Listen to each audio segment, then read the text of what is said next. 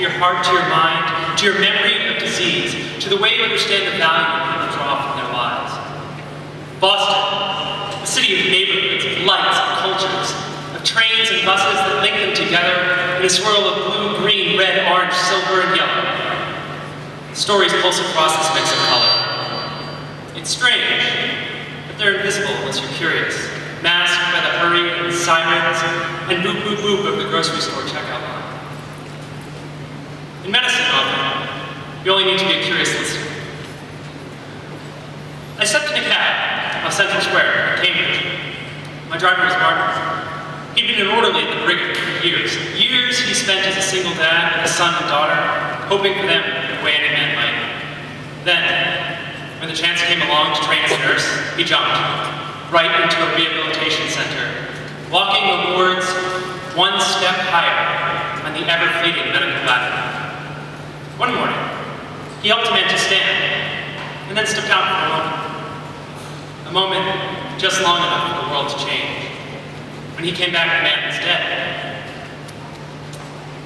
No one talks about what it's like to watch someone die. To wince as the doubt and inevitable guilt burn across your heart, racing back and forth, asking what, when, why, how, who, you, what now? Siobhan taught college. Books were his passion.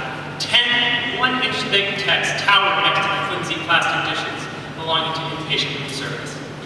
He told me about wandering the museums in Boston with his late partner, pouring tears, and then back, as if there were two conversations. The hushed whispers and echoing footsteps of the galleries melted away when they considered art. Japanese art was their favorite, and they took an annual pilgrimage to Japan. But Siobhan is more comfortable not traveling now. Small, ever-growing, white cancerous speck in his MRI, found home in a cerebellum, and now he has trouble with balance.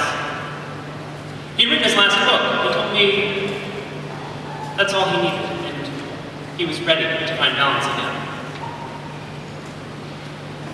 Mrs. Richards couldn't wait to show me pictures of her son.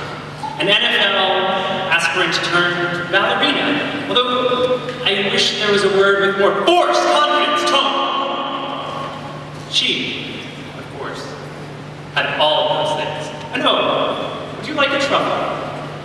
Her story flew West Coast, East Coast, ex-husband, best health insurance in the world, took nothing, singing career, guarding at-risk youth, now taking care of mother on the Cape.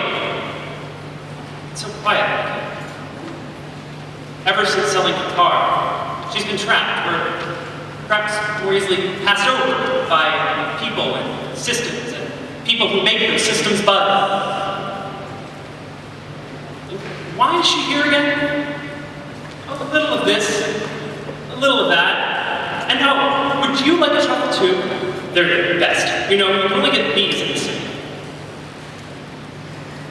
We rely so much on what people tell us. And that depends so much on what we tell them. With our voice, our body, our eyes, our smile. And then there's that gleaming white coat that says, I'm driving. Or at least, I think I am. Control before coming here was a prescription of the profession. Control the infection. Control the eating habits. Make things better. But you'll never be able to control the story of a life with values and hurt and experience. So revel in those moments. And embrace the privilege of a moment's glance into a life that can heal. For in a moment, you've written your last book, and the train breaks this, bearing you and the carriage of invisible stories to the Cape.